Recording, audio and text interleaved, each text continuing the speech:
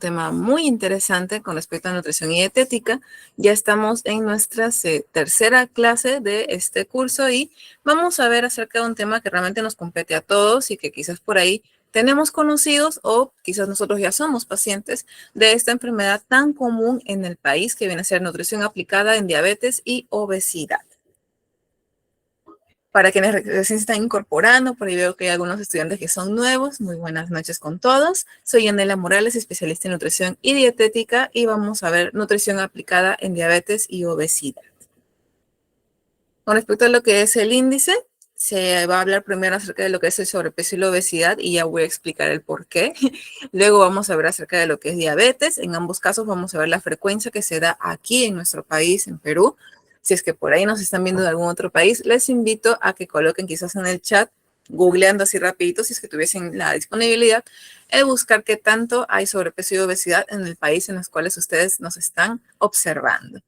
Vamos a ver acerca de los factores asociados, es decir, las causas y las consecuencias que tienen estas enfermedades, y también la prevención y el tratamiento nutricional. Más que nada, vamos a hablar acerca de recomendaciones generales, ¿no? Porque, como les he ido comentando clase a clase, y les voy a seguir mencionando clase a clase, cada persona es un mundo distinto, cada quien tiene diferentes características y cualidades que hace que la dieta que se vaya a prescribir en el paciente, según la patología o las patologías que pueda tener, son personalizadas. Y es por ello que lo que se van a brindar aquí son recomendaciones principales.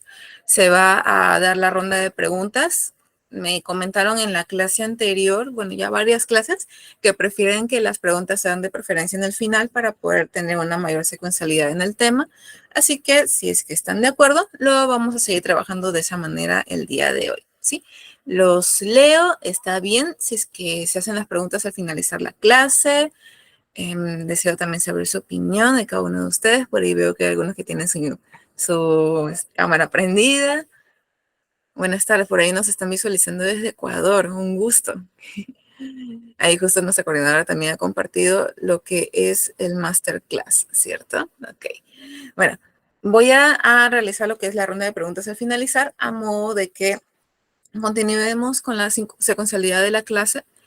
Así que luego se van a dar las conclusiones y para finalizar la bibliografía, que estaba bastante extensa el día de hoy, pero con mucha información importante de la cual se obtuvo para poder realizar el material de la clase de hoy. Vamos a hacer una primera dinámica al iniciar. Quisiera saber su opinión, más o menos con qué conocimientos estamos viniendo al día de hoy.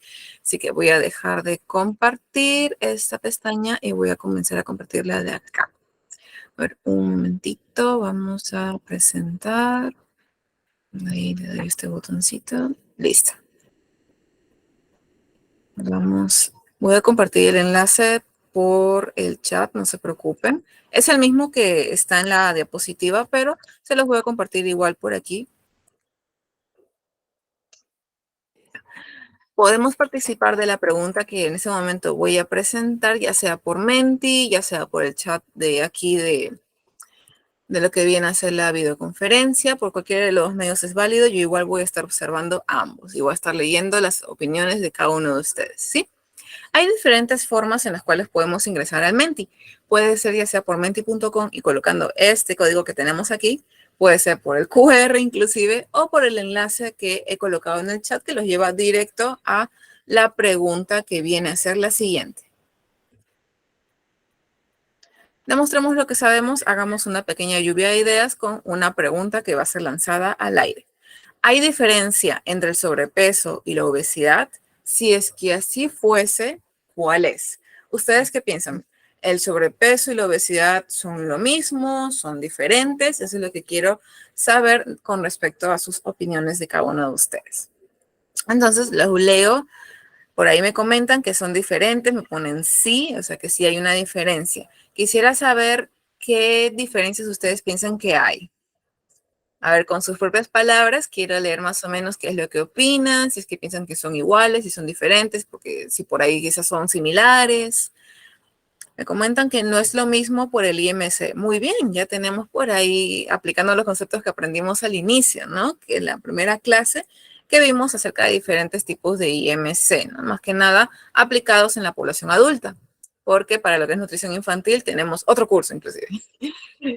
Y son parámetros muy distintos. Entonces, en la población adulta, sobrepeso y obesidad se miden también por lo general por el IMC. Por aquí me colocan diferentes, sí.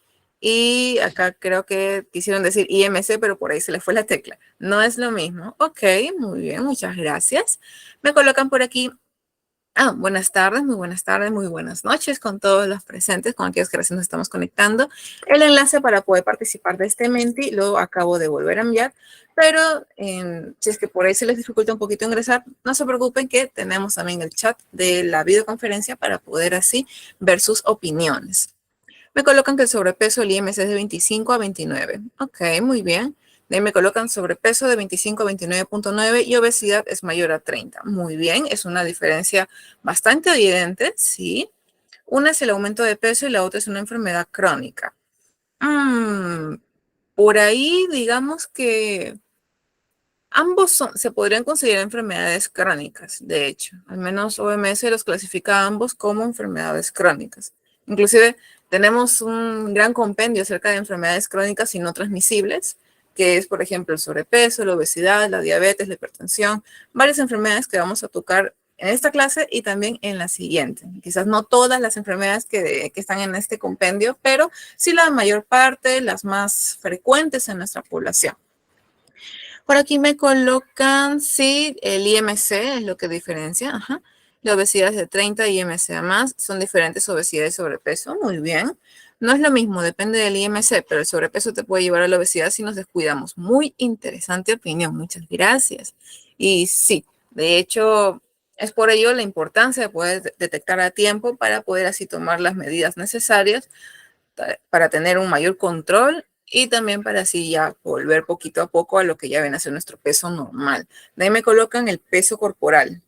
Creo que se refería a que son diferentes, muy bien. Ahora, leyendo un poquito acerca de lo que justo vemos aquí en pantalla. Dice el límite de IMC, por ahí me colocan que sí, por ahí me colocan que no. O sea, es que si hay diferencia, no hay diferencia. Sobrepasa el IMC, no es lo mismo. El sobrepeso es el IMC. Y en varios casos me colocan que son diferentes. Ok, muy bien.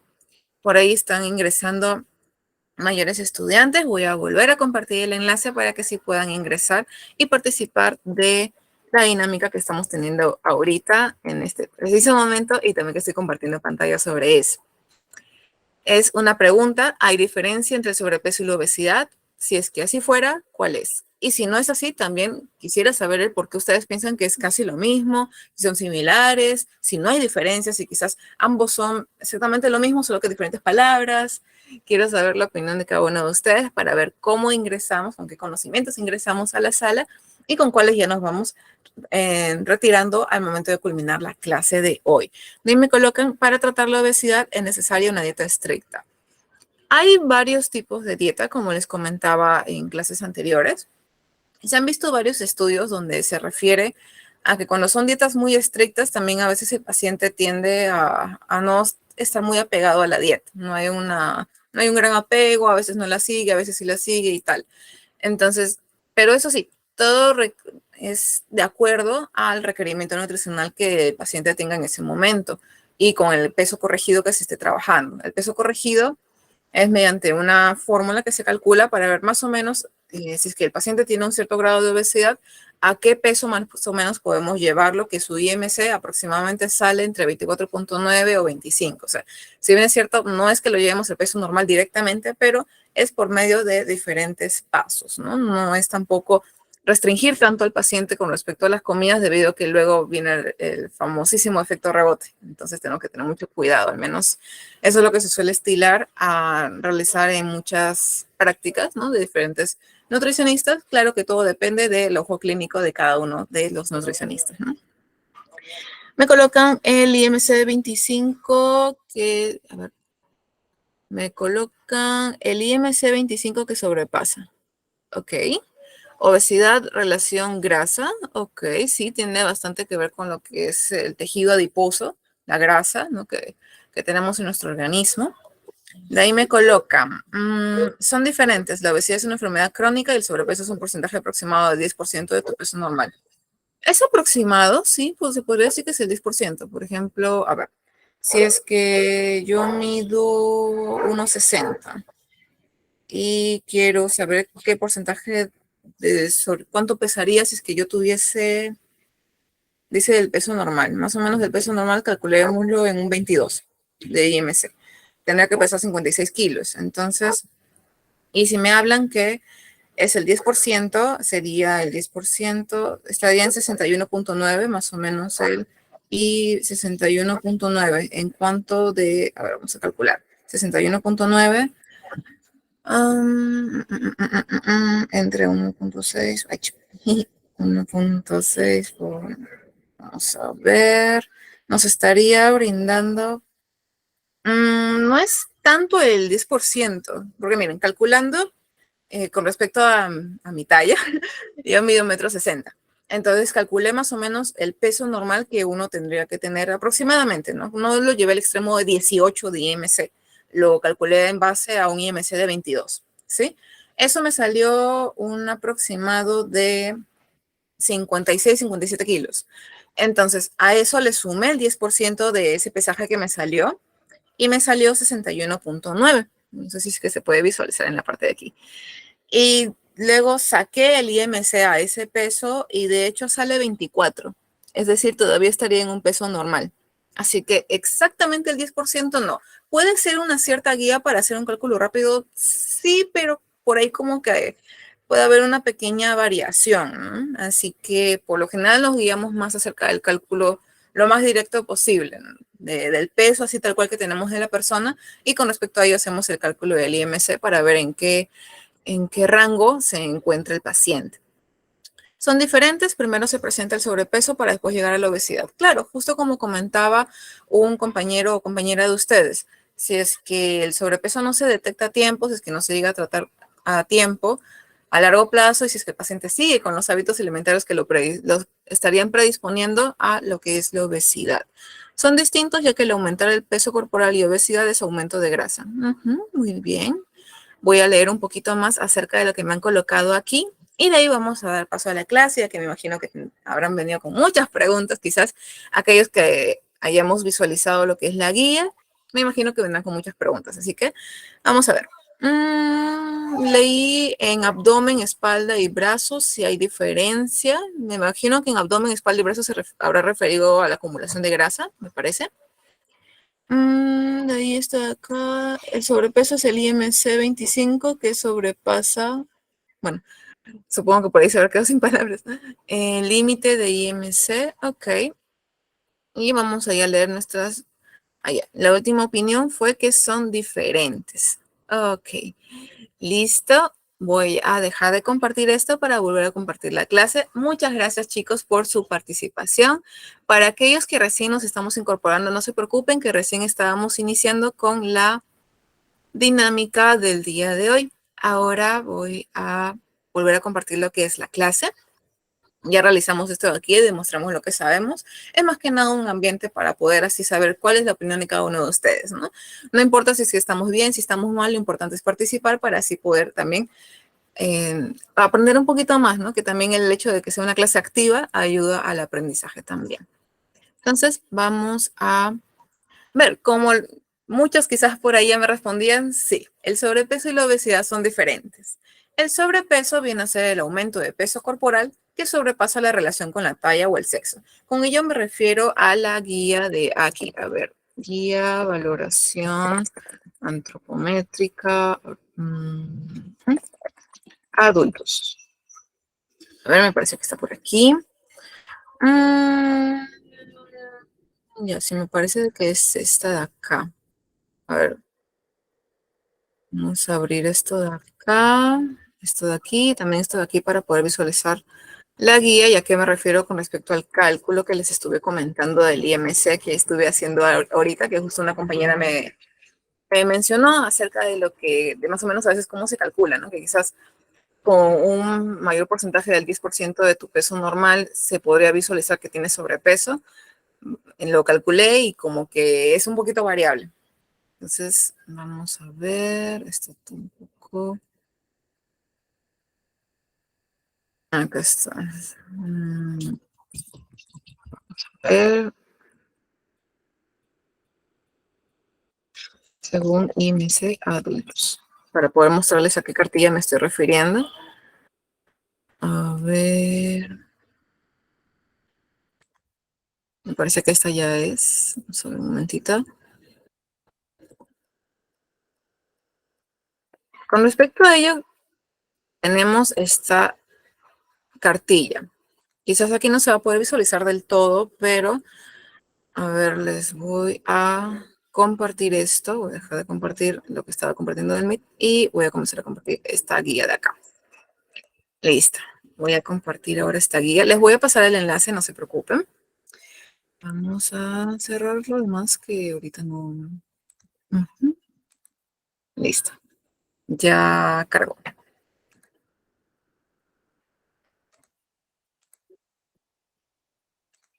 Aquí está. Tabla de valoración nutricional según el IMC en lo que respecta a lo que son los adultos. Más que nada, nosotros nos guiamos con respecto a esto. Y como mencionamos un poquito en la primera clase, estamos hablando de que un peso normal se sitúa de 18.5 en el IMC hasta 24.9. A partir de 25, como se puede ver en la parte de aquí, estamos hablando de que ya es un diagnóstico de sobrepeso según lo que es el IMC. Les voy a mandar el enlace aquí. Voy a poner tabla de valoración nutricional en adultos según IMC. ¿Por qué dice según IMC? Porque hay varios criterios para poder evaluar el porcentaje de grasa o la relación de peso-talla del paciente, especialmente en lo que se trata de los adultos. Entonces, como les iba comentando, y como también hemos visto en el material de la clase de hoy, el sobrepeso se cataloga cuando ya el IMC sobrepasa los 25. Por eso acá se ve un mayor igual. Y de ahí la obesidad se suele clasificar entre tres estadios. Obesidad grado 1, que es cuando es mayor a 30. Obesidad grado 2, cuando es mayor o igual a 35. Y obesidad grado 3, mayor o igual a 40. Hay otros países que sí suelen utilizar un poco como que más rangos de estos, es decir, hay una obesidad grado 4 y una obesidad grado 5. Sin embargo, aquí por lo general se suele visualizar más que nada esta obesidad grado 3. En el tiempo que he ido tanto en el internado como en lo que fue en el trabajo, no he visto por el momento pacientes que tengan ya obesidad grado 4 o 5. Pero si es que los hubiera, claro que tendría que tener otros tipos de implicancias, no solo en el ámbito nutricional, sino quizás habría una cierta ayuda farmacológica. Ahora, nosotros los nutricionistas prescribimos o recomendamos la ayuda farmacológica, que a veces hay algunas pastillas que por ahí dicen que son milagrosas y que ayudan a bajar de peso. No, no recomendamos eso. Siempre nuestra primera vía, igual como lo comentaba en otras clases, siempre va a ser la vía oral y mediante la alimentación natural. Ya cuando la salud y la integridad del paciente se ven en peligro debido a que ya este grado de obesidad ha sido en grados mayores, ¿no? Ahora tenemos diferentes tipos, obesidad grado 1, 2, 3 y ya vemos grados mayores y se ve comprometida otros sistemas, pues recordemos que tanto el sobrepeso como la obesidad, específicamente la obesidad, tienen como consecuencias la aparición de otras enfermedades. Entonces ya cuando esto compromete seriamente al paciente, ya se ven otros tipos de formas, ¿no? Algo que es muy conocido, que son las operaciones, ¿no? Ya sea por banda, lo que es la banda gástrica, lo que es hay varios tipos, de hecho, en este tipo de bandas. Hay uno en el cual como que una parte de lo que es el estómago se trata como que de quirúrgicamente se hace lo posible para disminuir el tamaño del estómago. Hay una amplia variedad de formas en las cuales también se ayuda al paciente a llegar a pesos un poquito más estables, ya que ahí ya estaría comprometiendo lo que es la morbimortalidad del paciente. Entonces, estos de aquí son los criterios por los cuales nosotros los nutricionistas solemos evaluar principalmente a los pacientes. ¿Hay otros criterios? Sí. Inclusive acá está el cálculo, ¿no? Por eso también les quise pasar esta guía, puesto que también tiene el cálculo, ¿no? Que es el peso por talla en metros al cuadrado. ¿Cómo se hallaría esto? Es el peso en kilogramos entre la talla en metros por la talla en metros. Por eso que estuve haciendo los cálculos ahí lo más rápido posible en el teléfono. Entonces, algo muy importante que tiene el IMC, y es lo que justo también vamos a hablar con el material, es que no hay ciertas delimitaciones en el IMC. Si bien es cierto, el IMC es una herramienta económica, práctica, muy rápida, porque si vieron, creo que calculé en 10 segundos todo lo que tenía que calcular para poder ver con respecto a lo que es el IMC, tiene ciertas limitaciones como esta de aquí. No es apropiado para evaluar a fisioculturistas, gestantes y quizás podremos también añadir aquí a los deportistas. ¿Ello por qué? Voy a dejar de compartir este de aquí y voy a pasar a compartir nuevamente lo que es la clase. Claro, ya se estaría hablando de una obesidad mórbida. Al menos en lo que voy de tiempo todavía no he visto pacientes que tengan ya ese diagnóstico como tal, pero no nada quita la probabilidad, ¿no? Entonces, el sobrepeso. Como justo lo estaba mostrando en la guía anterior, el IMC se sitúa de 25 a 29.9. Aumento de peso corporal que sobrepasa la relación con la talla o también lo que es el sexo. Con respecto a lo que es el criterio del sexo, antes se solía colocar como IMC normal al paciente masculino con un tipo de IMC y al paciente femenino con otro tipo de IMC. Pero actualmente OMS nos ha estandarizado y nos ha dicho que se trabaja con el mismo rango de IMCs tanto de hombres como de mujeres. Si bien es cierto, las mujeres solemos tener mayor predisposición debido a la acumulación de tejido adiposo que tenemos en los brazos, en los senos, en lo que son quizás por ahí las piernas, igual se va a trabajar con el mismo IMC. Y que cabe resaltar que el IMC no determina con exactitud la presencia del sobrepeso, se necesitan otros parámetros.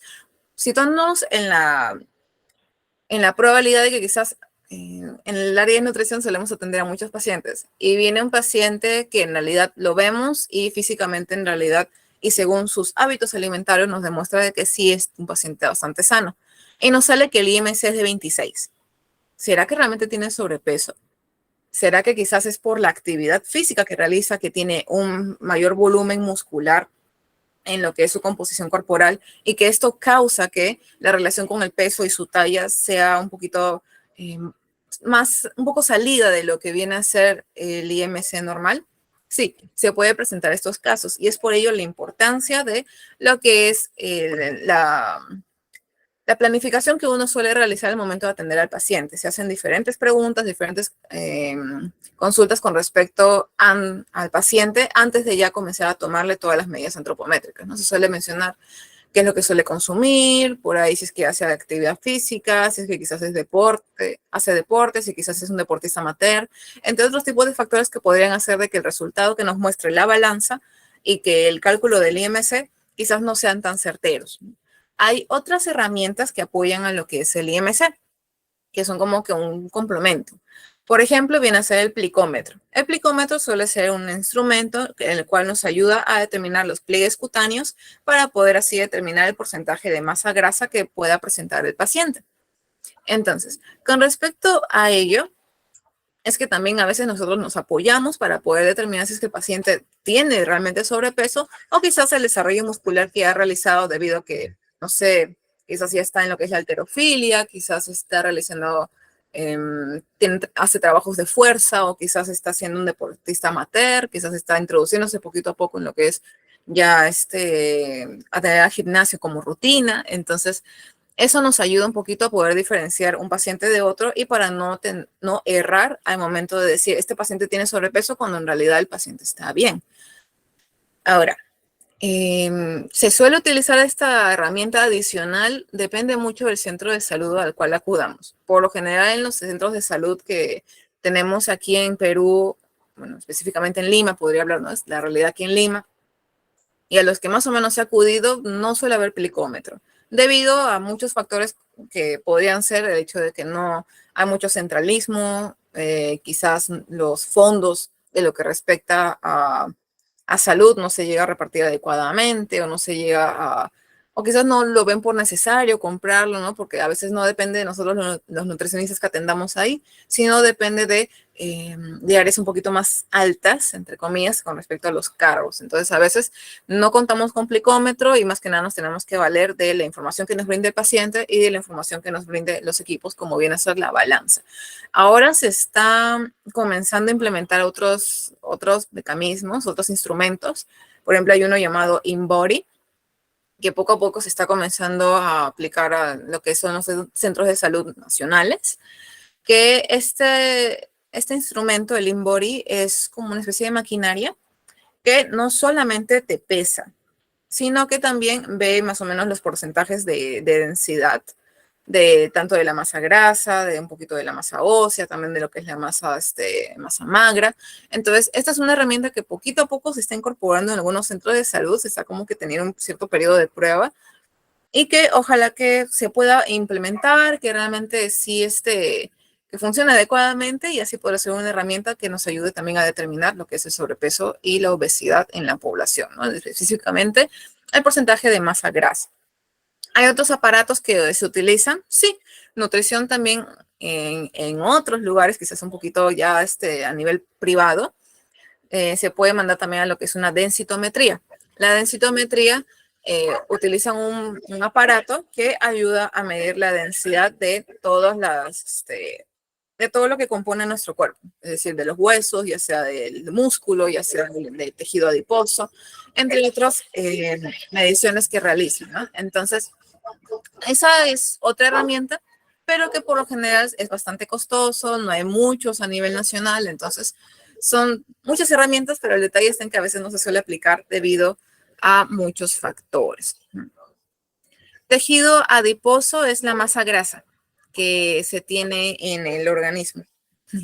Sí, quizás por ahí, a ver, voy a colocarlo inclusive aquí. Tejido adiposo es igual a masa grasa masa grasa corporal, ¿no?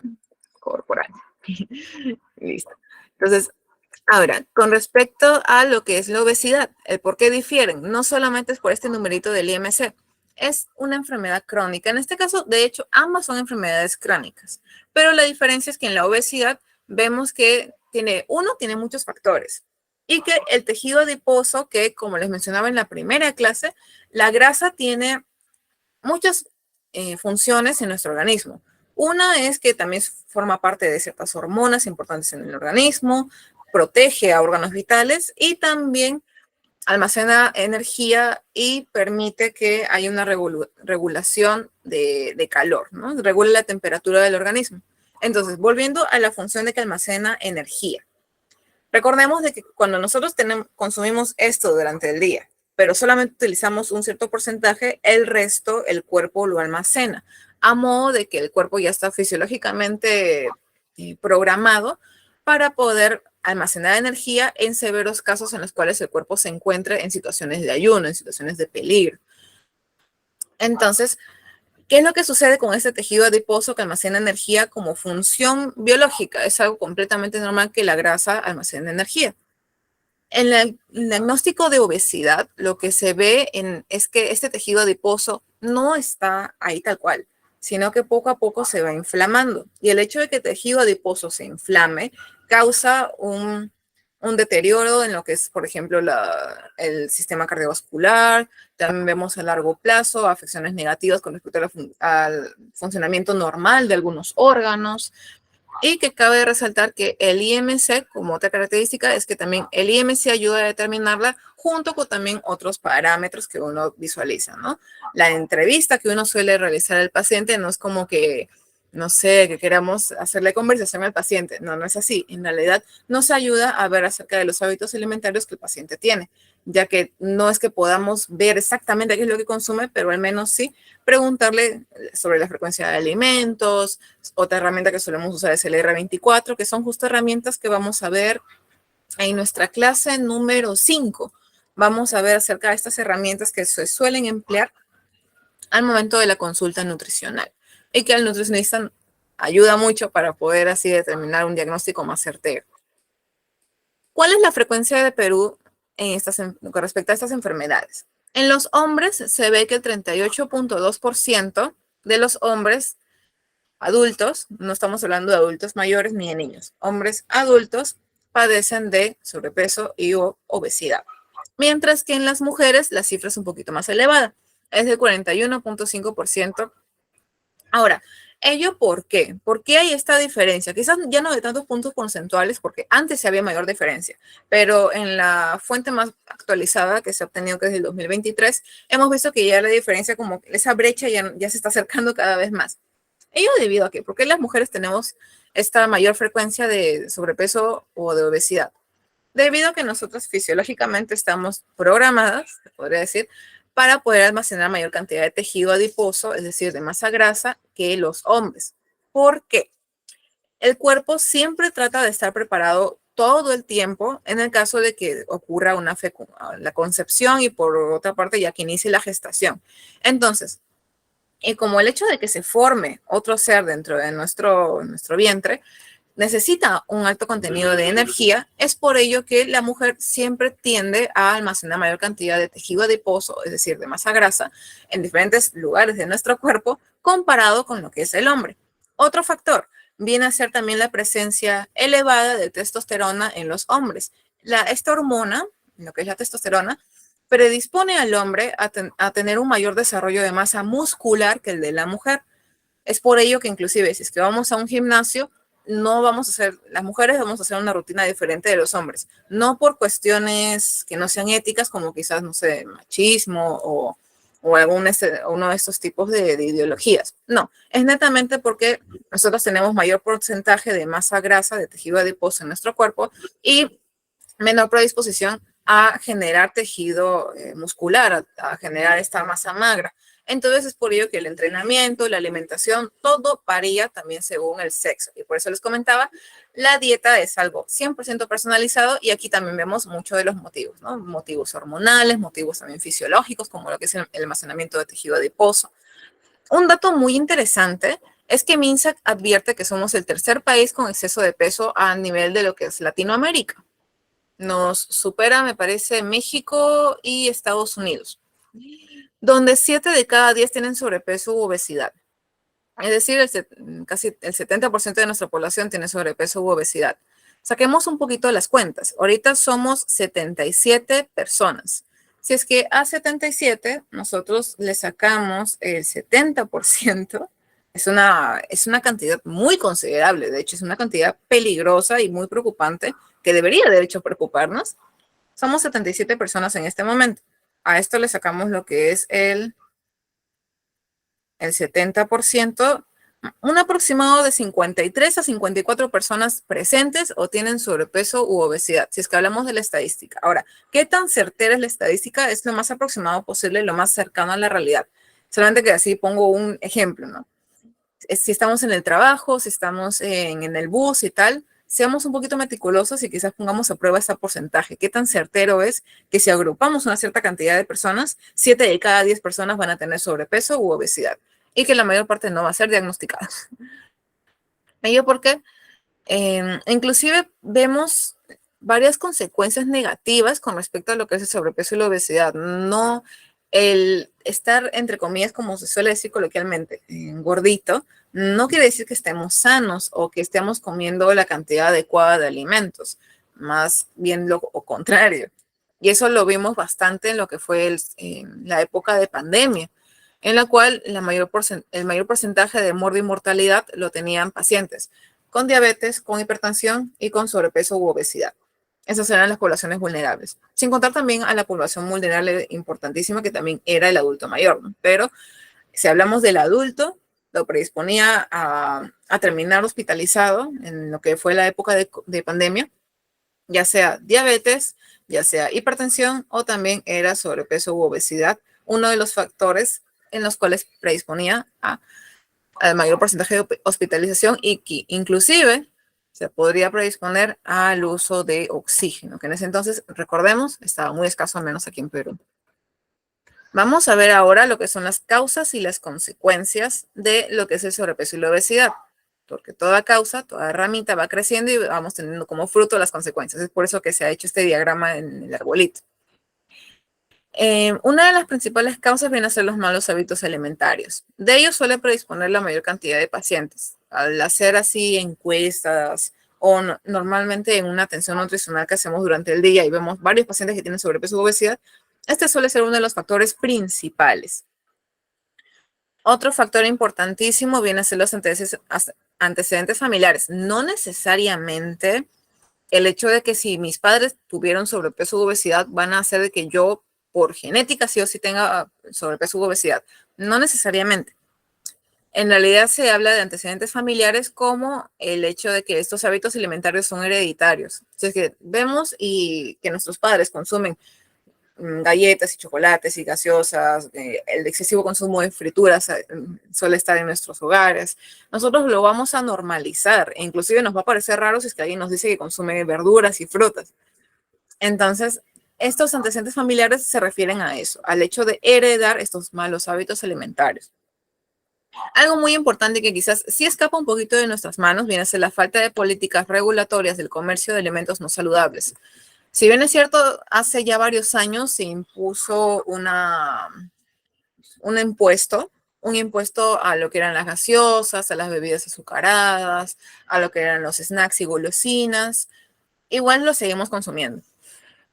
A pesar de que se ha impuesto también lo que es la política esta de alimentación saludable mediante la regulación de lo que son los octógonos, los famosísimos octógonos que tenemos al menos aquí en Perú, que se hacen en otros países, vemos lo que es el semáforo como la política principal, pero al menos aquí en Perú usamos lo que son los octógonos. A pesar de ello, igual seguimos consumiendo los alimentos que no nos hacen bien. ¿Y ello por qué? ¿Por qué no hay tantas políticas regulatorias con respecto a la venta de estos alimentos? No sé, que se comience a limitar el consumo, ¿no? Que por cada comprador un máximo de tantos productos de esta categoría. ¿Por qué no se hacen esas políticas tan rígidas? Uno, porque igual, lamentablemente, la sociedad está acostumbrada a que si es que no lo obtiene de forma así comercial, va a buscar la forma de obtenerlo. Otro motivo es que también las empresas, claro que van a buscar ganar, necesitan tener ganancias para poder seguir laborando. Entonces, siempre va a haber esa disputa entre lo que viene a ser el interés de las empresas con respecto a lo que realmente sí sería un poquito más saludable para lo que es la población. Entonces, por ello es que no hay muchas políticas regulatorias con respecto a esto. Ahora, otro factor, otra causa que no suele ser tampoco eso sí escapa bastante de nuestras manos, viene a ser la globalización en el comercio de carbohidratos refinados a bajo costo. Una galleta, un chocolate, una gaseosa, este tipo de alimentos que son de sabores agradables, no son tan caros. Vemos en diferentes países que en realidad no es tan caro, es fácil, de fácil acceso, no es que tengamos que ir de una hora u otra hora a un cierto lugar o que sean difíciles de encontrar, no. El que menos en su sociedad, en su comunidad, suele tener alguna bodega por ahí a un centro comercial o un supermercado, hipermercado, en el cual vamos a encontrar gran facilidad en poder adquirir estos alimentos y que inclusive suele haber ofertas y tal. Entonces, es muy fácil poder adquirir estos alimentos, ¿no? Tanto de alimentos no saludables, entre los cuales encontramos carbohidratos refinados. Con carbohidratos refinados son aquellos que tienen azúcares añadidos, encontramos a las galletas, a los productos de bollería. Con productos de bollería me refiero a los queques, a las galletas, a los muffins, a este tipo de productos que encontramos en las panaderías y que son dulces. Ahora, otra causa que suele predisponer al paciente adulto del sobrepeso y la obesidad viene a ser el excesivo consumo de grasas, que se podría derivar también de malos hábitos alimentarios, pero traté de explayarlo aparte debido a que a quien no le gustan las comidas, las frituras, las comidas que son bastante grasosas. Es algo normal que sean de gusto agradable debido a que la grasa da ese sabor agradable a las comidas. Entonces, también suele ser uno de los factores principales. Ahora, yendo a factores un poquito que también sí predisponen a la persona y que sí dependen bastante de la persona, viene a ser uno, el estrés. Si bien es cierto, todos vivimos en un mundo lleno de estrés, que tenemos muchas situaciones, quizás en este momento estamos escuchando la clase, pero igual te estamos pensando en varios problemas, en varias cosas que tenemos que solucionar.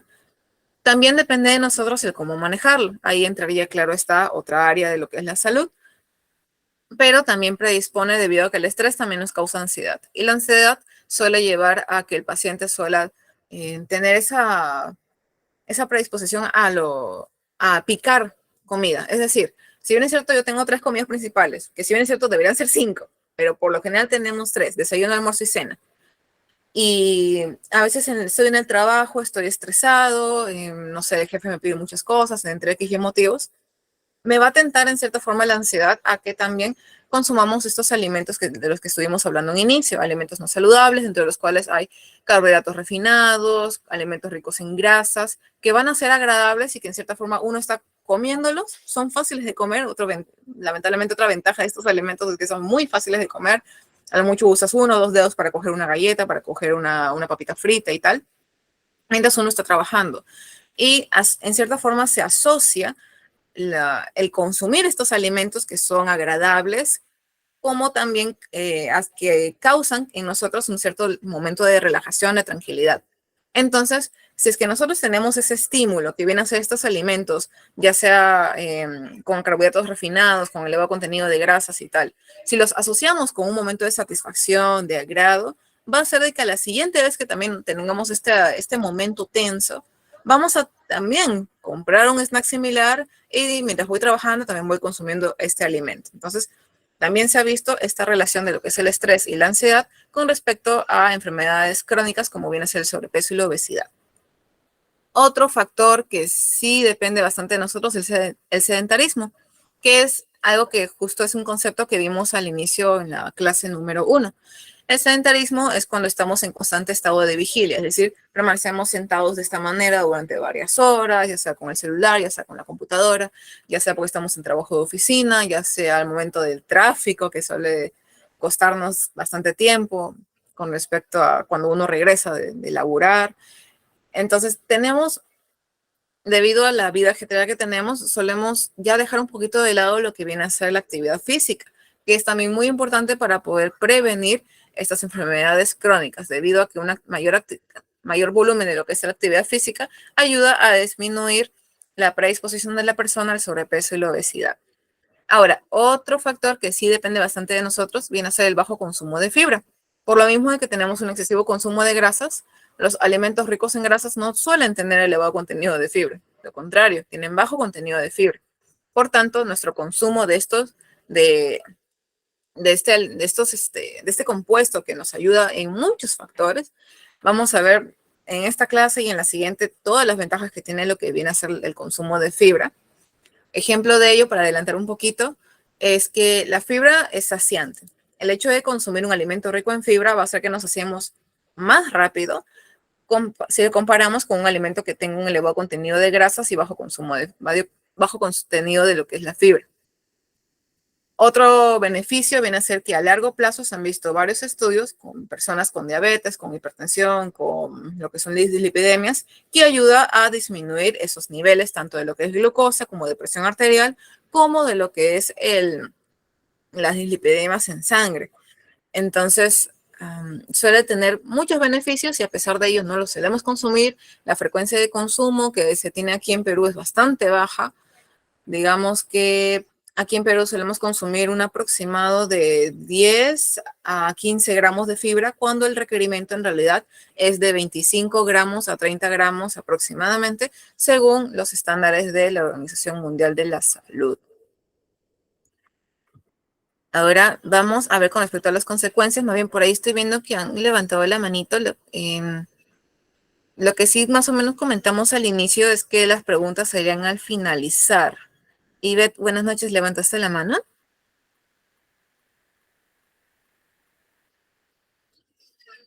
Fácil y se le levantó, o quizás ya cuando hagamos la ronda de preguntas, fácil por ahí ella quiere tener la manito de levantada. Ok. Con respecto a las consecuencias, tenemos muchas consecuencias que el sobrepeso y la obesidad acarrean. Uno de ellos viene a ser el trastorno del sueño, que suele ser muy frecuente en pacientes con hipertensión. No necesariamente se va a ver en todos los pacientes con hipertensión, pero sí es uno de los síntomas que también se suele tener cuando se padece de esta enfermedad. Hablando un poquito acerca de lo que es la hipertensión, también es como consecuencia de las enfermedades cardiovasculares. Dentro de ellas tenemos a la hipertensión, a mayor predisposición a enfermedades que puedan comprometer seriamente el corazón, como puede ser el infarto al miocardio, entre otros tipos de enfermedades. El incremento de la presión arterial, como lo comentaba, la hipertensión. Hipertrigliceridemia viene a ser un tipo de dislipidemia que vamos a ver también inclusive en la siguiente clase, cuando tenemos elevado nivel de triglicéridos en sangre. Una muy preocupante consecuencia viene a ser la resistencia a la insulina. La resistencia a la insulina un poquito para explicarles con respecto a ello, porque el diabetes es un tema muy amplio, pero inicia con lo que es la resistencia a la insulina. La insulina viene a ser una sustancia química que nosotros segregamos por medio del páncreas, ¿ok? Entonces, a ver, ¿cómo les podría...? Bueno, esta sustancia, esta hormona, lo que hace en nuestro organismo es que ayuda a que la glucosa pueda ser metabolizada adecuadamente y que ya no permanezca tanto tiempo en sangre, sino que sea utilizada, ¿ok? La insulina ayuda, ya que, por ejemplo, digamos que acá tenemos la insulina y acá tenemos lo que viene a ser el receptor de insulina en las células, ¿sí? Acá tenemos una célula y acá tenemos a lo que es la insulina.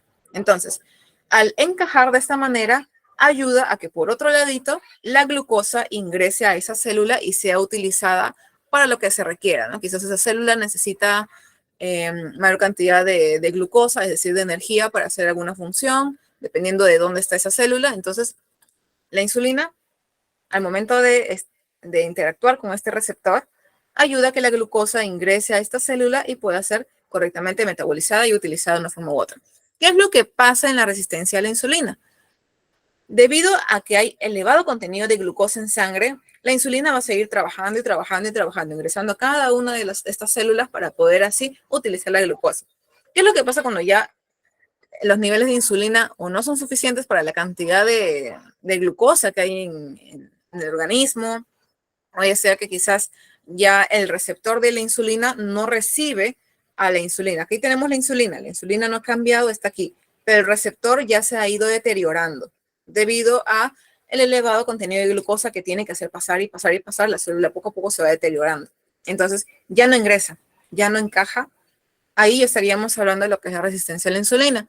Y debido a que la insulina ya no encaja con este receptor de la célula, ¿qué es lo que sucede? La glucosa va a continuar estando en el organismo, no se va a llegar a metabolizar adecuadamente, y cuando hagamos una prueba de lo que viene a ser de sangre, vamos a ver que la glucosa está elevada, ya sea porque la insulina no se está secretando de forma adecuada, en niveles adecuados, quizá la insulina ya la calidad ha bajado un poquito, entre otros tipos de factores que justo vamos a ver en la clase de día de hoy cuando hablemos de diabetes, ¿no? Pero la resistencia a la insulina viene a ser, ya se podría estar hablando quizás por ahí de prediabetes, que a veces se suele conocer con este término, el cual predispone a un mayor riesgo a padecer de diabetes. Y la diabetes no es solamente un diagnóstico así por así, sino que causa muchos daños a nivel de lo que viene a ser el organismo, y el cual también le predispone a muchas más enfermedades. Entonces, el sobrepeso y la obesidad es como que solo el inicio de el conjunto de enfermedades que se viene más adelante, si es que esta no se trata de forma lo más pronto posible, si no se detecta a tiempo.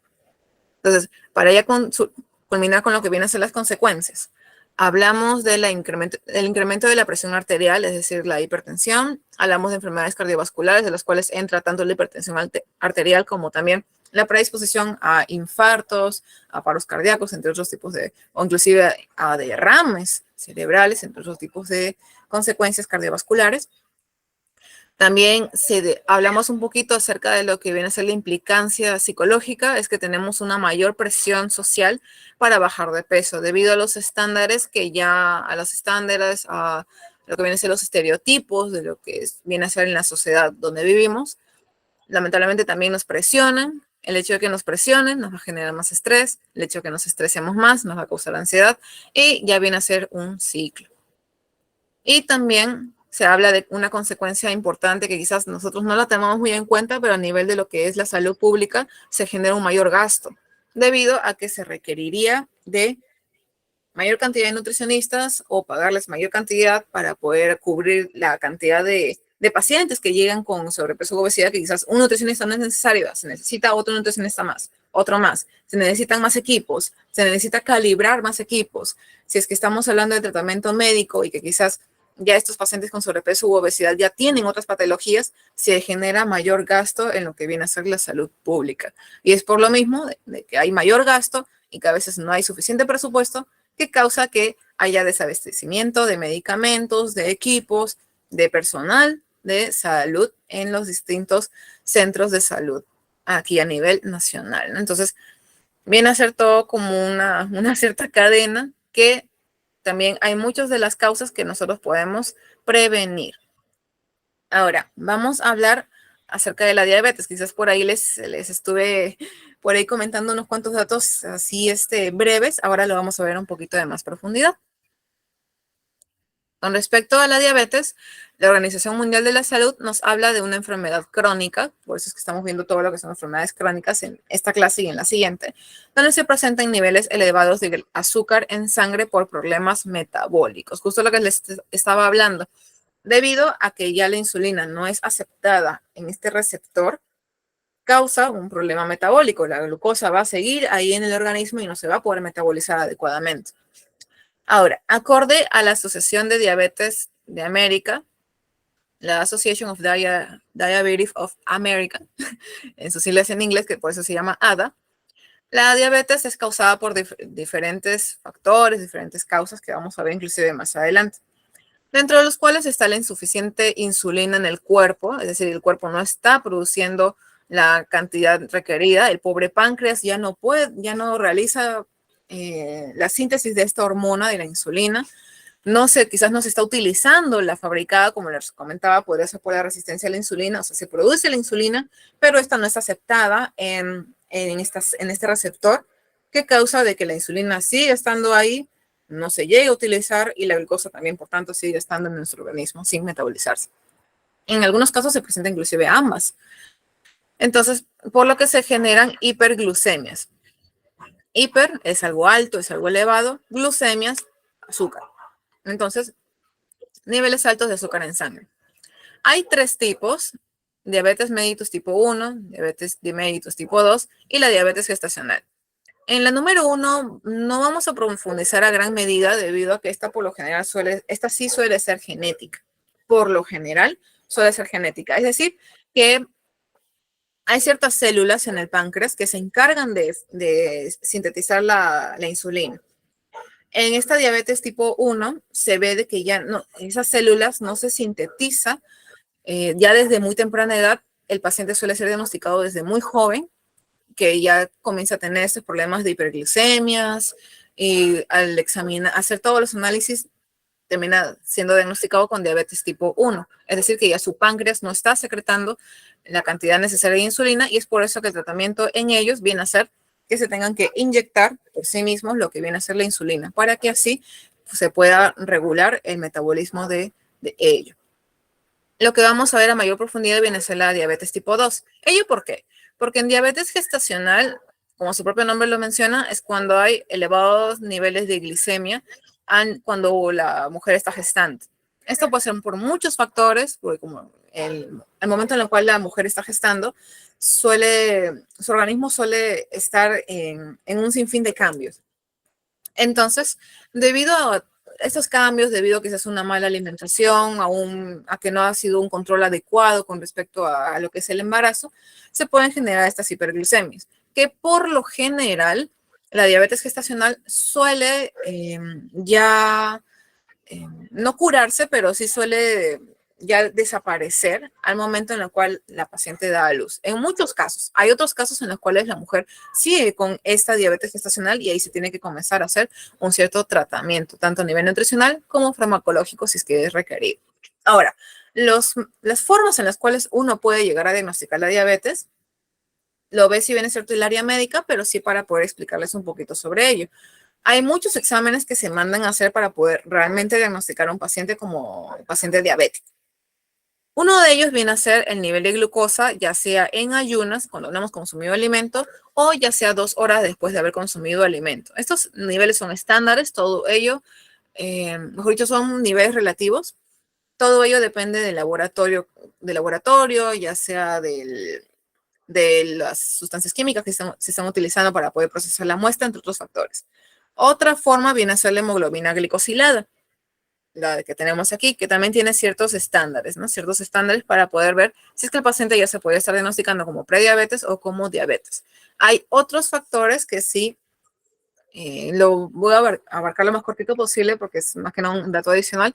Hay otros factores como quizás lo que viene a ser si es que se encuentran rastros en lo que es la orina, se encuentran rastros de glucosa. Ahí ya es muy probable que el paciente tenga diabetes, porque no se tiene que encontrar glucosa en la orina.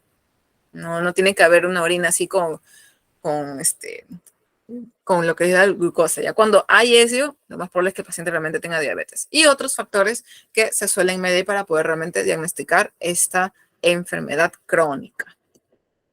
La frecuencia en el Perú está bastante similar tanto en hombres como mujeres. En lo que respecta a hombres, se encuentra un 4.1%, mientras que en mujeres encontramos un 4.8%. Ahora, ¿por qué se colocó aquí diagnosticada? Aquí la palabra bien grande, diagnosticada. Hay muchos pacientes que son diabéticos y que no han sido diagnosticados por muchos motivos, ya sea que el paciente no ha acudido a un centro de salud, el paciente quizás no tiene ningún síntoma, entonces él sigue con sus hábitos alimentarios hasta el punto en el cual quizás le hacen un examen de salud ocupacional que se suele realizar en el trabajo de forma periódica y ahí comienzan a preguntarle, ¿usted es diabético? ¿Usted consume alguna medicación? Porque su glucosa ha salido de estos niveles. De ahí recién el paciente es diagnosticado como paciente diabético.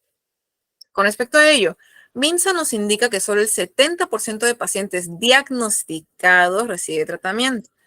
Es decir, de toda la población de pacientes diabéticos que podríamos tener, hay un cierto porcentaje que sí es diagnosticado, pero de ese porcentaje diagnosticado, inclusive no el 100% recibe tratamiento, un cierto porcentaje lo recibe. El otro 30%, ¿por qué no lo recibirá?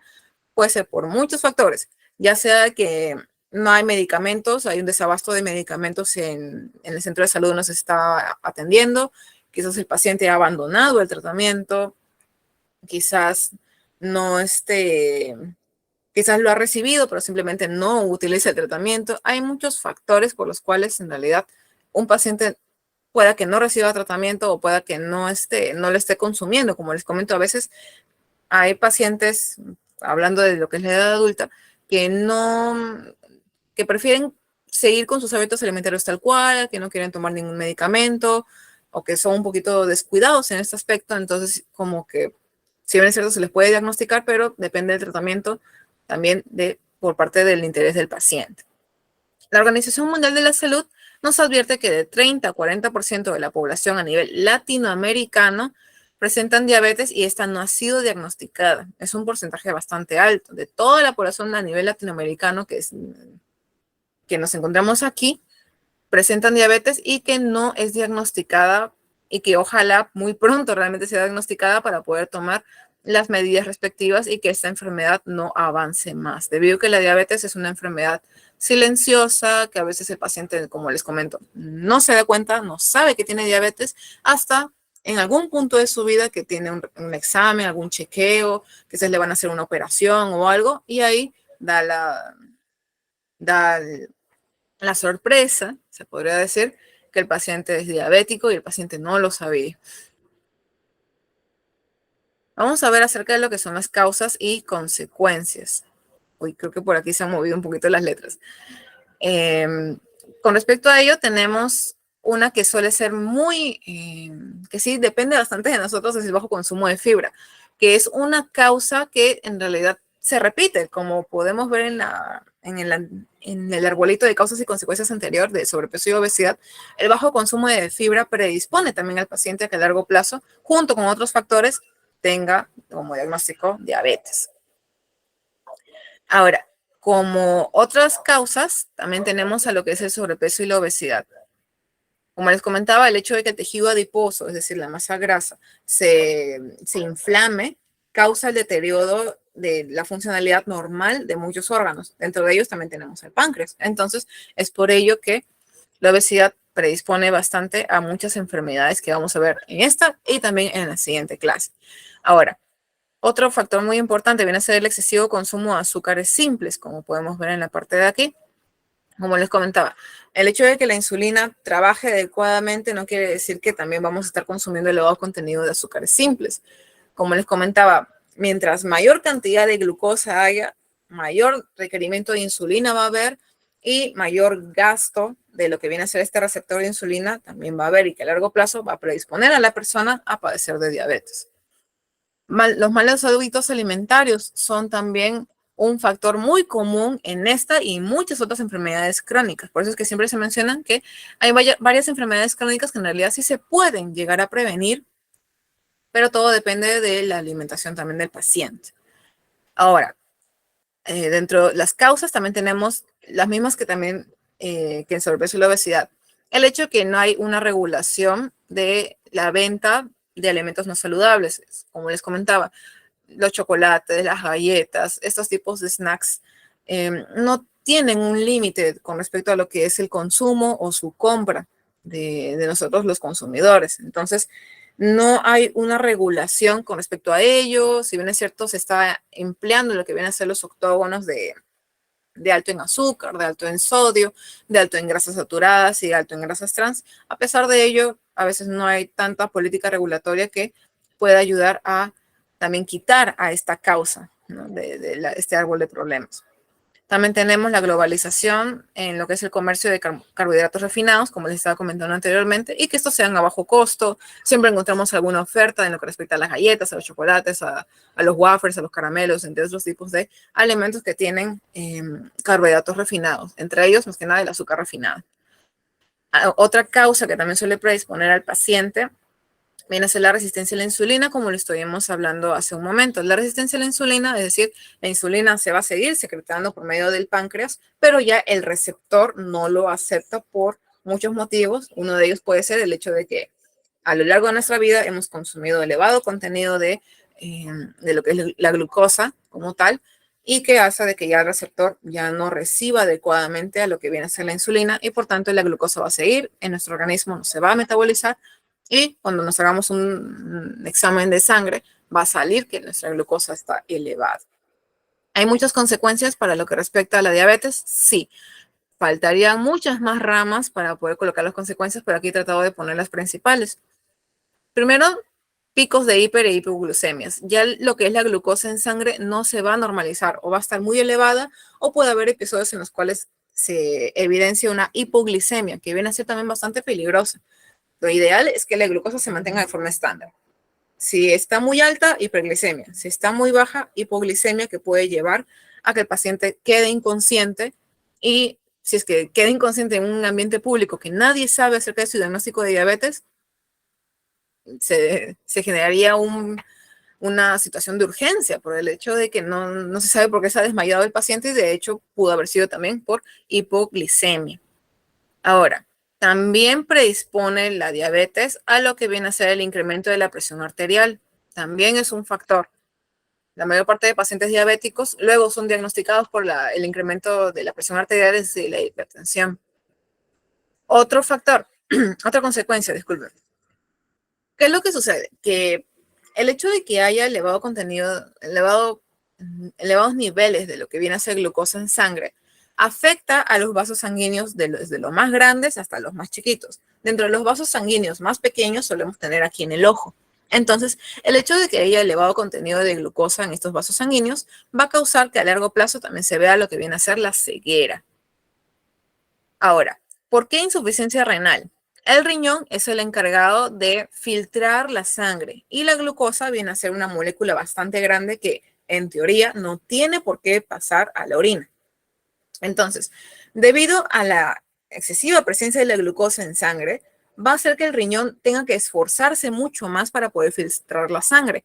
Y esto va a llevar a largo plazo a que el riñón se vaya deteriorando con respecto a sus funciones de filtración y que causen insuficiencia renal, que puede llevar a lo que viene a ser la hemodiálisis. Se llega a hemodiálisis cuando ya la insuficiencia renal está muy avanzada, ya está en sus últimas, el pobre riñón, y ya no filtra adecuadamente la sangre, y esta sangre requiere de un tratamiento de hemodiálisis, que viene a ser una maquinaria que se encarga de filtrar la sangre, ¿no? De hacer circular tu sangre de tal forma en la cual llegue a esa máquina, se filtre la sangre y vuelva a tu organismo ya filtrada. Es que es un procedimiento también bastante costoso, cabe mencionar. Ahora, como les comentaba, el hecho de que haya elevado contenido de glucosa en nuestros vasos sanguíneos va a afectar a los vasos sanguíneos, al sistema cardiovascular. Y es por ello que hay mayor predisposición de ataques cardíacos, derrames cerebrales, entre otros tipos de afecciones a nivel de los vasos sanguíneos. También es muy conocido el hecho de que muchos pacientes diabéticos no suelen cicatrizar sus heridas rápidamente, por lo mismo que hay elevado contenido de glucosa en sangre y que esto afecta el funcionamiento de muchos órganos. Entonces, cuando el paciente diabético tiene una herida, tiene que tener mucho cuidado, debido a que por lo mismo de que su cicatrización demora mucho, esa herida tiende a infectarse y que poco a poco, al seguir la infección, al continuar la infección y que no haya cura, llega un punto en el cual ya ese tejido se va necrosando, es decir, va muriendo ese tejido y que es necesario algo que realmente da mucha pena, que viene a ser la amputación de ese miembro. Por lo general, se presenta primero en las extremidades inferiores y luego suele avanzar también en las extremidades superiores. Lamentablemente, suele ser también, los pacientes diabéticos suelen tener una alta predisposición a que si es que no se controla adecuadamente, si es que no se lleva cambios en lo que viene a ser la alimentación, que tampoco se sigue el tratamiento farmacológico que brinda el médico, lamentablemente tienen gran predisposición a que se le amputen ciertas extremidades, que poco a poco puede ir avanzando desde un dedo hasta un pie, hasta lo que viene a ser una pierna, entre otros avances, lamentablemente. Como les comentaba, en sobrepeso y obesidad también implica un mayor gasto de salud pública. Se requiere mayor cantidad de maquinarias, mayores pruebas de lo que viene a ser la glucosa en sangre, se requiere mayor cantidad de profesionales para poder atender a toda a la alta demanda que viene a ser de los pacientes con diabetes. También implica el hecho de que haya mayor gasto en la medicación de estos pacientes, e inclusive no se llega a medicar a todos, como vimos, solamente el 70% de los pacientes que han sido diagnosticados reciben tratamiento. El otro 30% quizás se pueda ver afectado debido a que a veces no es suficiente el gasto público que se puede dar con respecto a lo que es el área de salud. Y debido a que la diabetes implica el deterioro de muchos órganos, como hemos podido ver aquí, de los vasos sanguíneos, ¿no? Tanto aquí como en la parte de acá. También con respecto a lo que viene a ser la ceguera, también viene a ser al nivel renal, también suele afectar negativamente. También vemos a lo que respecta al corazón, a lo que viene a ser el cerebro, también suele ser afectado negativamente. Todo ello a largo plazo podría llevar a una muerte prematura, sí.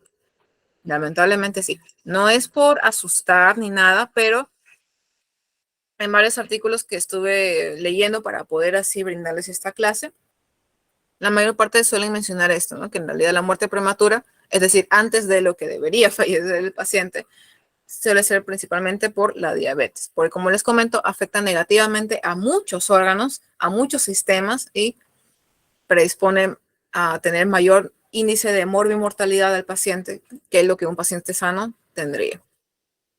¿Cómo podemos prevenir todas estas enfermedades de las cuales hemos ido hablando, del sobrepeso, de la obesidad y la diabetes? En primer lugar, vamos a ver un aumento en el consumo de cereales y granos integrales. Como les comentaba, el hecho de que tengan un elevado contenido de fibra nos ayuda a que poco a poco ir disminuyendo el índice glicémico, lo que viene a ser también el nivel de azúcar en sangre. Ello porque la fibra tiene ciertas propiedades que hacen que no se absorba completamente lo que viene a ser tanto el azúcar como viene a ser las grasas. Y eso nos ayuda positivamente en enfermedades como diabetes y dislipidemias respectivamente. Evitar el consumo de azúcares simples, grasas y alimentos ultraprocesados. Con respecto a lo que viene a ser, ¿por qué se mencionó estos tres? Un ejemplo muy evidente viene a ser estos alimentos de bollería, como vemos, ¿no? Por aquí una dona, por aquí algunos pasteles, algunas galletas, debido a que estos tienen los tres componentes. Son alimentos ultraprocesados, tienen azúcares simples y también tienen elevado contenido de grasas saturadas. Entonces, básicamente, la forma preventiva a nivel nutricional viene a ser mediante la aplicación de lo que viene a ser hábitos alimenticios saludables. Incrementar el consumo de frutas y verduras, incluidas en lo que viene a ser el plato saludable. Un poquito para poder mencionarles sobre el plato saludable es que vendría a ser, a ver, vamos a poner aquí, plato saludable. Plato saludable está conformado por medio plato de verduras y frutas, o si no, que las frutas sean colocadas aparte, como un postre, quizás podría ser. Un cuarto de plato de cárnicos, bueno, de proteína, de preferencia origen animal, debido a que tiene mayor absorción. Y cuarto plato de lo que vienen a ser cereales. Con cereales me estoy refiriendo, por ejemplo, a menestras, me refiero también al arroz, a los fideos, a los tubérculos, entre otros tipos de cereales en general, ¿no? De carbohidratos se podría mencionar, ¿no? Otra parte de lo que viene a ser carbohidratos complejos, que son los que he mencionado en la parte de aquí. Entonces, aquí está. Más o menos se sabe bien hacer la composición de lo que es un plato saludable, entonces eso es lo que nos menciona como principal recomendación. Y algo también que nos ayuda y que inclusive estuvimos viendo acerca de que el sedentarismo viene a ser dentro de los principales factores que pueden predisponer a la persona a padecer ya sea de sobrepeso, de obesidad o también de diabetes. ¿Ello por qué ayuda? En pacientes diabéticos, previa, eh, previo acuerdo también con lo que viene a ser el médico, según el tratamiento farmacológico que tenga el paciente, se suele recomendar esta actividad física ya que poco a poco también ayuda a disminuir el nivel de glucosa en sangre. Es por ello que, como recomendación principal, también fomentar la actividad física. En lo que respecta a la población adulta, se recomienda un mínimo de 150 minutos semanales, que si lo dividimos entre los 7 días de la semana, tendremos entre 20 y 25 minutos diarios, los cuales se pueden satisfacer, ya sea al momento de ir a comprar nuestras frutas y verduras, que justo acá estoy colocando, ¿no? Incrementar el consumo de frutas y verduras. Puede incluirse quizás ir caminando a ciertas distancias, ¿no? Ir aumentando poquito a poco, quizás salir a correr, quizás hacer un poco de ejercicio en casa, quizás podría ser también bailar, también es un tipo de actividad física. Entonces, hay muchas formas en las cuales podemos realmente incorporar esta buena costumbre de la actividad física en nuestras vidas. Y lo que respecta al plato es saludable, que justo estuvimos hablando un poquito de ello en otro curso que tenemos también de nutrición. Hay muchas formas en las cuales podemos incluirlo sin llegar a que nuestro plato sea simplemente una ensalada de lechuga con tomate, un pollo sancochado y una tajada de papa. Hay otras formas. Se puede incluir dentro de también los guisos y los estofados, siempre y cuando dentro de esos guisos y estofados incluyamos las verduras cocidas, ¿no? Quizás podemos incluir choclo, habas, podríamos incluir también la zanahoria, las arvejas, ¿no? Hay muchas verduras que podemos incluir dentro de ese guiso, dentro de ese estofado, para poder así cumplir que la media parte de nuestro plato sea de verduras. Ahora, voy a mencionar lo que son las conclusiones y les doy tiempito para que se puedan colocar todas las preguntas que por ahí han ido colocando en la parte del chat. También les voy a ir leyendo poco a poco, ¿sí? Como conclusiones del tema del día de hoy, tenemos que en primer lugar el sobrepeso y la obesidad tienen diagnósticos similares. Como hemos visto, la principal herramienta que usamos como nutricionistas viene a ser el IMC, pero no son iguales. Ambos tienen consecuencias graves a corto y largo plazo para el paciente y que inclusive puede llevarlo a padecer de otras enfermedades. La diabetes se caracteriza por el incremento de glucosa en sangre y un factor que causa esta enfermedad viene a ser la obesidad, también los malos hábitos alimentarios, el bajo consumo de fibra, entre otros factores que hemos visto y que quizás sí se pueden controlar. Por eso aquí como conclusión final se coloca. Hay muchos factores por los que podríamos tener dichas patologías, ¿no? Por los cuales podríamos ser diagnosticados, pero también hay muchas formas de prevenirlas y las principales se mencionaron en la diapositiva anterior. Entonces, voy a comenzar a leer sus consultas con respecto a lo que es el tema del día de hoy para poder así dar ya por finalizada lo que es la clase. Me colocaron por aquí. Bueno, lo del tejido adiposo sí, justo lo leí, lo coloqué aquí para que igual puedas tener la hilación del tema. Tejido adiposo es lo mismo que decir la masa grasa corporal. De ahí me colocaron, los azúcares son muy adictivos, por eso lo que son galletas y dulces son baratos. Lo hacen para tener siempre al cliente ahí consumiendo el producto. Sí, de hecho, la empresa siempre va a hallar formas en las cuales los clientes querramos seguir consumiéndolo a pesar de que veamos un octógono de alto en azúcar bien grande en su producto.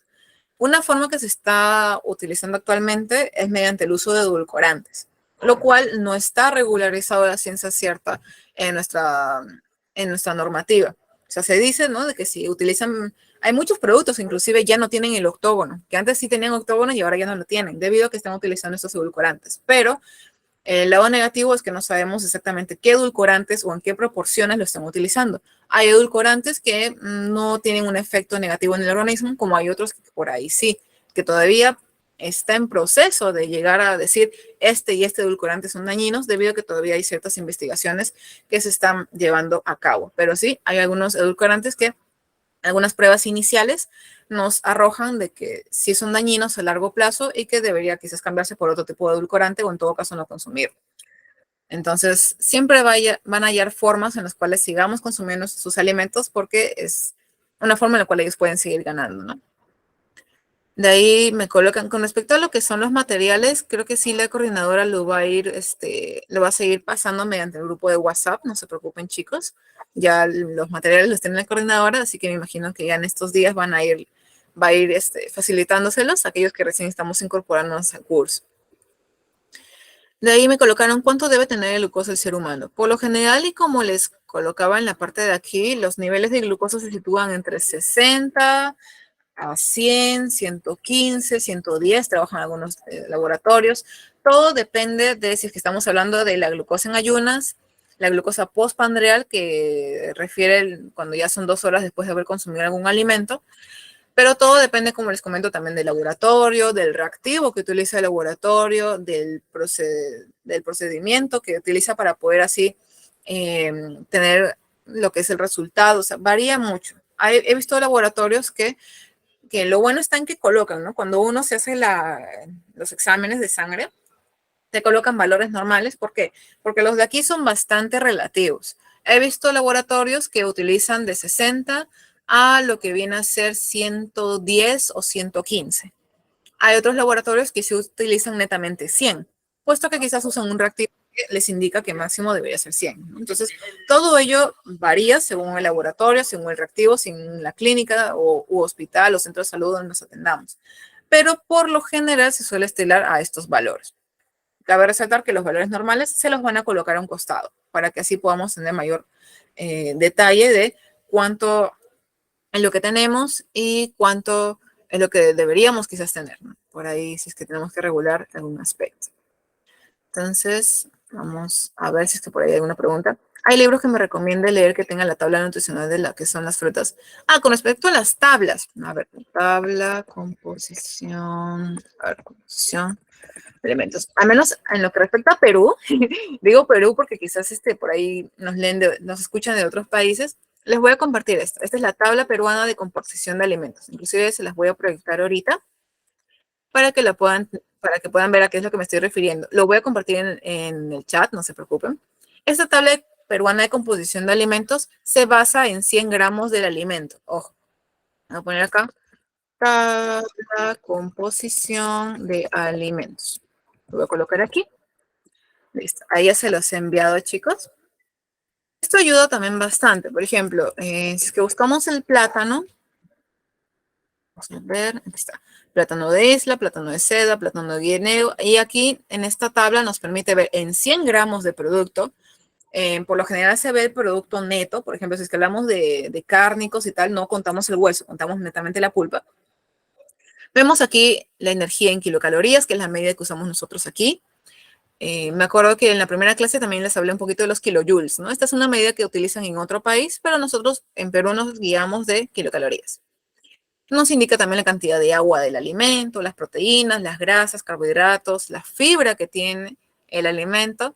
Y en la parte de aquí, con la misma codificación, por ejemplo, si vemos el plátano de seda, tenemos C71. Y aquí tenemos también C71. Y esta segunda página, cada página tiene como dos subpáginas, ¿no? Una que tiene estos macronutrientes y otra que tiene estos micronutrientes. Calcio, fósforo, zinc, hierro, lo que viene a ser la vitamina A, lo que viene a ser también algunos complejos de la vitamina B, la vitamina C, entre otros tipos de nutrientes de lo que viene a ser los micronutrientes, ¿no? Entonces, es una información, es lo más actualizado que hay, es desde el 2017. Me parece que ya pronto van a sacar una nueva tabla que quizás incluya mayor cantidad de alimentos y tal, pero por lo general nos guiamos de esta tabla de aquí. Al momento de hacer nuestras dietas y todas las prescripciones dietoterapéuticas, solemos tener a ello como base. Dice, respecto a los jugos verdes o el de cúrcuma con jengibre para desinflamar el cuerpo, es bueno tomarlo diario en ayunas. Con respecto a estos jugos, extractos verdes o de diferentes colores, en realidad siempre se va a recomendar que los alimentos que incluyes en ese jugo, que de preferencia los consumas o cocidos, o ya sea escalfados, o ya sea frescos y que se consuman enteros o en ensaladas. Más que nada para poder aprovechar mejor los nutrientes y también lo que viene a ser la fibra. Ello y sin contar con el hecho de que ahí estamos sufriendo un paso muy importante que viene a ser el de la masticación, ¿no? Cuando hacemos estos jugos, estos extractos de diferentes colores, de diferentes ingredientes. Ahora, con respecto al jugo de cúrcuma con jengibre, me parece que es un sabor bastante fuerte con respecto al jengibre. No sé, como les comento, no se suele recomendar este tipo de jugos, de bebidas que supuestamente son milagrosas y tal, que limpian una cosa, que limpian otra, por lo mismo que a veces no tienen mucho sustento científico. Porque si no, ya habría muchos estudios que dirían, ¿no? El consumo de este jugo para poder ayudar a este beneficio, ¿no? No suele haber muchos estudios con respecto a este tipo de bebidas, de pastillas milagrosas, de jugos milagrosos, de alimentos milagrosos o de esas llamadas dietas de la manzana, dieta del apio, dieta de tal cosa y de tal cual. Entonces, no se suelen recomendar este tipo de alimentos que, entre comillas, prometen ser milagrosos, pero en realidad no tienen mucho efecto en lo que viene a ser el organismo. De ahí me colocan los carbohidratos, grasas, vitaminas como las frutas, verduras son importantes para el funcionamiento del cerebro. Sí, por lo mismo de que el cerebro, si bien es cierto, funciona por lo general con un alto contenido que la que viene a ser glucosa, en realidad requiere también de otras vitaminas y minerales para su normal funcionamiento, tanto del cerebro como en realidad de todos los sistemas que tenemos en el organismo. Entonces, es muy importante la variedad y que estén presentes cada uno de ellos, ¿no? Lo que vienen a ser los macronutrientes, carbohidratos, proteínas, grasas y micronutrientes que vienen a ser las vitaminas y los minerales. Esta tabla cambia con respecto a los países, sí. De hecho, sí, debido ya sea a las propiedades del suelo, quizás la papa que cosechamos aquí tiene propiedades nutricionales muy diferentes a la que se cosecha en algún otro país. Siempre varía. Lo mismo con las especies animales. Quizás aquí se les alimenta de una forma, en otro país se les alimenta de otra, se les trata de otra manera. Entonces, la calidad nutricional varía bastante. Entonces, es por ello que reiteré y mencioné justo que esta es una tabla peruana. Quizás en su país haya otra tabla con otros valores, quizás no difiera mucho, quizás sí. Entonces es por ello que mencioné que es una tabla peruana de composición de alimentos, ¿no? Por lo general incluye una amplia variedad de alimentos que consumimos aquí. Quizás no están todos, pero sí está la mayor parte. Más aprovechan las frutas enteras y no en jugos. Sí, justo era lo que les estaba mencionando. Muchas gracias. Eh, de ahí, con respecto a los programas con cierto contenido energético. Esos los solemos ver bastante en dietética y con respecto a esos softwares que existen, varían mucho según a veces la misma industria en la cual para la que uno trabaja te suele brindar un cierto software que te calcula estas cantidades de calorías, de nutrientes en sí, porque si es que hacemos el cálculo de regla de tres simples en cada uno de los alimentos con la tabla que les mostré anteriormente, demora mucho. Entonces, a veces las mismas empresas te brindan un cierto software. No hay uno en específico que les podría recomendar en este momento. Ahora, Lucy, buenas noches. ¿Levantaste la mano?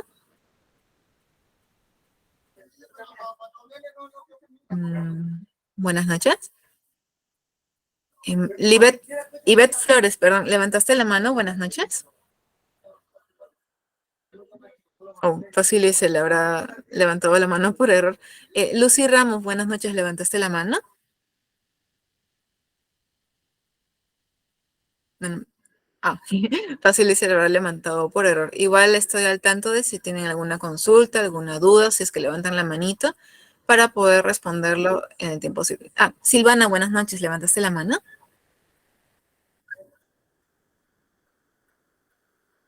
Silvana, buenas noches, ¿levantaste la mano?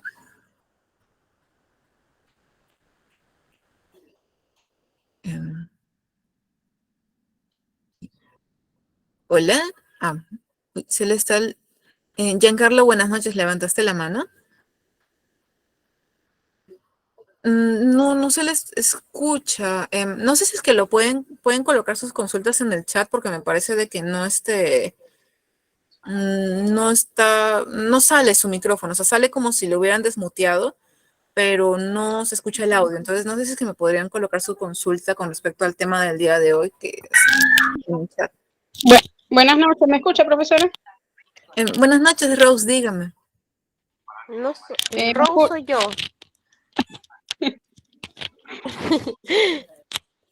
Silván. Ok. Estamos como que todas hablando. Ok, entiendo. ¿Sí me escucha, profesora? Soy Silvana. Sí, lo escucho, dígame.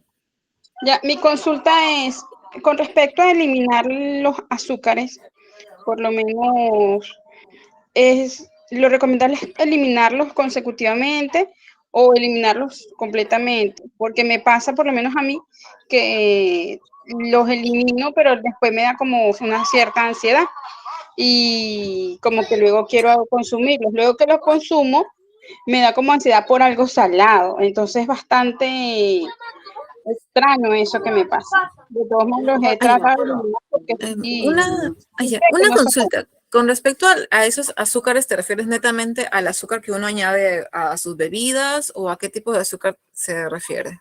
No, yo por lo menos azúcar yo no consumo, pero a veces me provoca que de repente comerme algo dulcito, por lo menos no chocolates, pero de repente me provoca mucho comerme, qué sé yo, de repente un queque o una galleta con café, ese tipo de cosas que me da como que me provoca. Ok. Bueno, con respecto a ello, si la ansiedad tiene bastantes síntomas y ello sí ya se tendría que ver con otra área, pero al menos si hablamos de nivel nutricional, por ejemplo, los frutos secos nos ayudan bastante con lo de la ansiedad y también con respecto a la saciedad, ya que lo mismo que tienen elevado contenido de fibra, también nos ayudan a que al momento de consumirlos nos sintamos satisfechos y ya no tengamos ese deseo, como me mencionas, ¿no? De consumir primero algo salado, de ahí algo dulce, o de ahí primero algo dulce, de ahí algo salado. Entonces, más que nada, eso sería una recomendación si hablamos del nivel nutricional, ¿no? Y con respecto a suprimirlos completamente, se recomienda hacerlo poco a poco, ¿no? Para modo de que ya no tengamos luego esa necesidad o ese efecto rebote de querer volverlos a consumir y volvamos a los mismos hábitos alimentarios, ¿no? Eso sí recomendaría, sí o sí, visitar por ahí a un nutricionista para poder así evaluar de mejor forma esto, ¿no? Pero más que nada, como una recomendación general, una forma de poder así controlar un poquito esa ansiedad viene a ser mediante lo que son los frutos secos. Ahora, por aquí veo ya un par de preguntas en el chat ya para culminar, porque justo ya estamos con el tiempo. Me comentan, ya, no se preocupen, las personas diabéticas se pueden consumir jugos de frutas. En pacientes diabéticos se recomienda evitarlo lo más posible, debido a que los jugos de frutas y los azúcares simples, ¿qué es lo que tienen? Que el índice glicémico de estos alimentos, al ser tan sencillo para el organismo sin poder metabolizarnos debido a que ya están hechos jugos, debido a que ya no es necesario la masticación, el hecho de irlos digiriendo, sino que directamente van al estómago, ¿qué es lo que sucede? Que hace que este índice glicémico tiene un índice glicémico muy elevado, ¿sí? Entonces, debido a que tiene un índice glicémico muy elevado, va a elevar rápidamente lo que viene a ser el azúcar en sangre. Es por ello que a los pacientes diabéticos, hay varias frutas que se les menciona que deben evitar consumir los primeros meses, hasta que ya luego se logre una homeostasis con respecto a lo que viene a ser la glucosa en sangre. Antes de ello se suele restringir ciertos alimentos, lo que viene a ser, por ejemplo, el plátano, la chirimoya, lo que viene a ser también por lo general también las uvas, bueno, si hablamos también de lo que son las pasas, ¿no? Si uvas también por ahí bastante con lo que son las pasas. Hablamos también de estos alimentos que son muy dulces, inclusive la betarraga se suele evitar debido a que el momento en el cual uno la consume así, tiene también elevado contenido de azúcar, ¿no? Lo que es la betarraga, también lleva remolacha en otros países, entonces hay varios elementos que se suelen evitar y una presentación de los elementos que sí se trata de evitar completamente en esos pacientes viene a ser en jugo, debido a que elevan lo que viene a ser la glucosa en sangre muy rápido y eso agrava también a largo plazo su diagnóstico.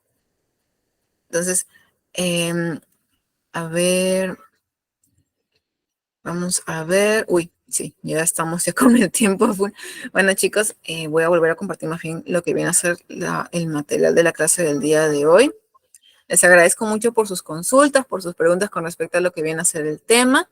Aquí tenemos lo que viene a ser la bibliografía de lo que se utilizó para el día de hoy. Como vemos es bastante extensa, son 2 páginas, pero que también tienen información muy importante y también muy interesante con respecto a lo que viene a ser la diabetes, el sobrepeso y lo que viene a ser la obesidad. La prevención inicia donde nuestra alimentación saludable lo permite. Entonces es muy importante la alimentación saludable y los hábitos saludables y adecuados para poder así prevenir y o tratar estas patologías, ¿no? Estas enfermedades crónicas. Les agradezco mucho por lo que viene a ser su tiempo, su participación constante. Doy pase a la coordinadora para que